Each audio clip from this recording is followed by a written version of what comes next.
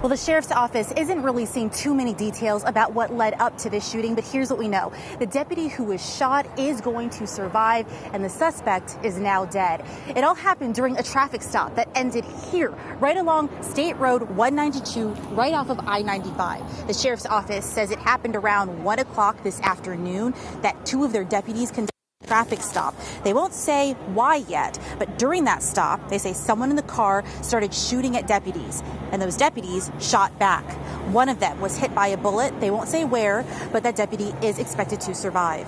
The suspect is now dead. The sheriff's office is not yet releasing that person's identity, whether the person was on their radar before this, why they pulled the person over, or if anyone else was in the car. An hour ago, we spoke with a woman who witnessed the immediate aftermath of the shooting.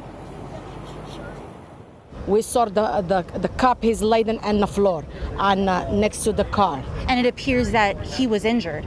Yes, ma'am. He was injured on the floor. And the other guy, he looked so scared. The other police guy, he looked so scared, which he was looking, By the grace of God and their training, they did what they were trained to do. And we don't have 2 funerals this week.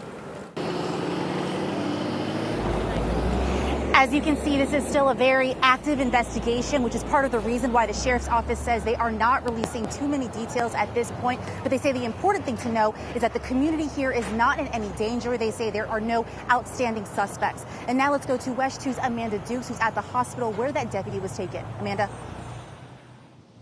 Yeah, as far as we know, that deputy was taken here to Holmes Regional Medical Center in Melbourne for treatment. And as Marley just reported, we know that that deputy is being treated for a non-life-threatening injury. Now, at the news conference a short time ago, when asked where on his body the deputy was shot, Chief Deputy Mike DeMorat declined to provide that information, but he did say that the injured deputy is going to recover and survive. As for activity here outside the emergency room, there has been very little since we arrived shortly before 3 o'clock. Often when a member of the law enforcement community is injured and hospitalized, you will see a gathering of other members of the force at the emergency room. That is not something that we have seen here today. Just a few Melbourne police cruisers coming and going over the course of the afternoon. But again, the good news tonight, that deputy is being treated for non-life-threatening injuries. Live in Melbourne, Amanda Dukes, WESH 2 News.